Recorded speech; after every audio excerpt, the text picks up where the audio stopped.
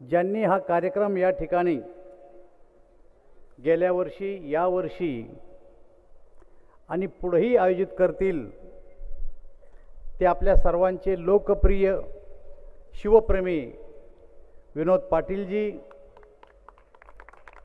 आणि माझ्या महाराष्ट्रातून आलेल्या सर्व बंधू आणि भगिनींनो,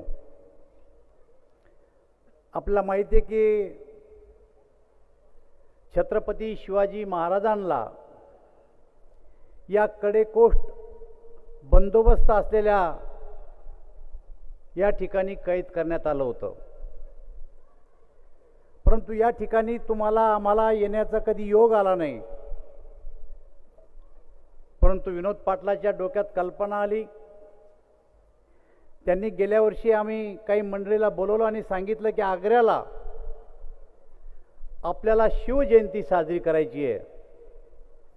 आम्हाला असं वाटलं की आग्र्याला शिवजयंती साजरी करणं म्हणजे आग्र्याला जाणे आणि सहजरित्या शिवजयंतीचा कार्यक्रम करणे. परंतु जेव्हा या कामाला आम्ही लागलो तेव्हा असं लक्षात आलं की या ठिकाणी जर शिवजयंती साजरी करायची असेल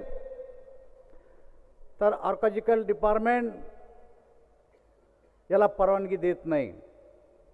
परंतु गेल्या वर्षी आम्ही परवानगीसाठी आलो.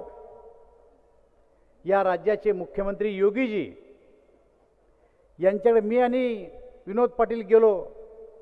आमचे जे किशन रेड्डीजी यांच्याकडे गेलो आणि त्यांनी आम्हाला कंडिशन टाकली की एवढ्या वर्षापुरती आम्ही तुम्हाला परवानगी देतो. खरं तर मित्रो, 1 वर्षाची परवानगी आणि आपण गेल्या वर्षी या प्रांगणामध्ये मावत नव्हते एवढी लोक या ठिकाणी आणलेत आणि या ठिकाणी पहिल्यांदा शिवजयंती साजरी केली.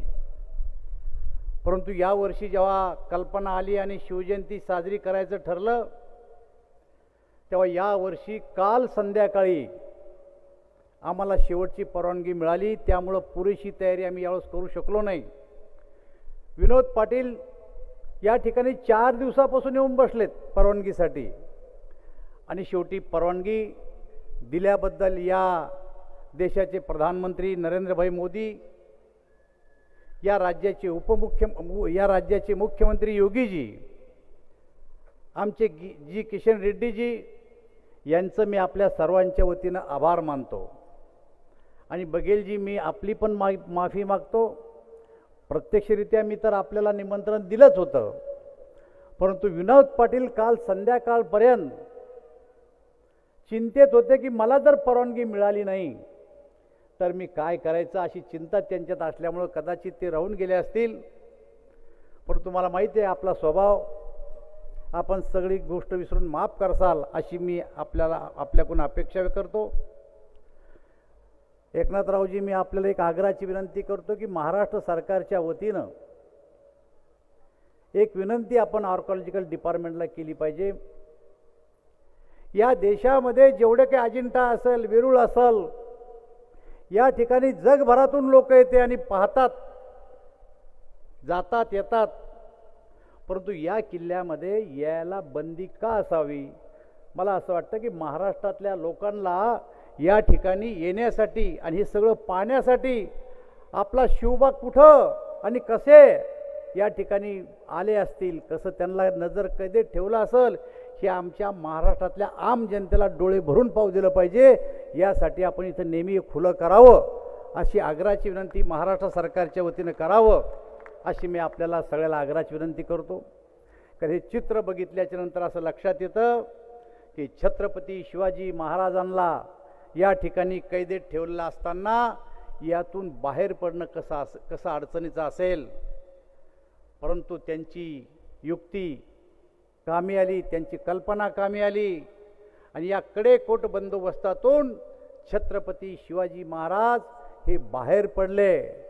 याची कल्पना जर आपण आज केली तर आजही आपल्या अंगावर काटे येतात. अशा प्रकारची परिस्थिती त्या टायमाला निर्माण झाली होती. मित्र, तुम्हाला सगळ्याला माहिती आहे की छत्रपती महाराजांनी आम्हाला अनेक गोष्टी शिकवल्या की ज्या त्यांच्या शौर्यानं, त्यांच्या युद्धनीतीनं खरं तर औरंगजेब घाबरला होता आणि घाबरल्यामुळं त्यांनी आपल्या शिवाजीला त्या ठिकाणून या ठिकाणी भेटीला येण्याचं निमंत्रण दिलं.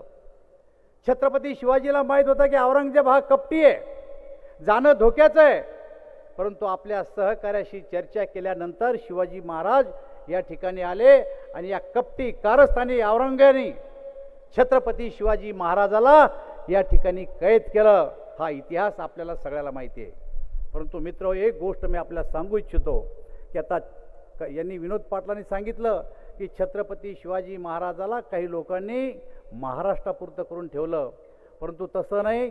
तर छत्रपती शिवाजी महाराजांनी सुरतेला गेलेत, ते आग्र्याला आले आणि देशभर ज्या ज्या ठिकाणी गेलेत, तर विनोद पाटील अशा प्रकारे ज्या ज्या ठिकाणी ते गेले असतील त्या ठिकाणी दरवर्षी छत्रपती शिवाजी महाराजाची जयंती आपण सगळ्यांनी जर साजरी केली तर या देशाला सुद्धा कळेल की छत्रपती शिवाजी महाराज किती शूर होते, किती वीर होते आणि त्यांची युद्धनीती कशी चांगली होती हे या देशाला सुद्धा कळू शकेल. अशी मी आपल्याला सगळ्याला आग्रहाची विनंती करतो.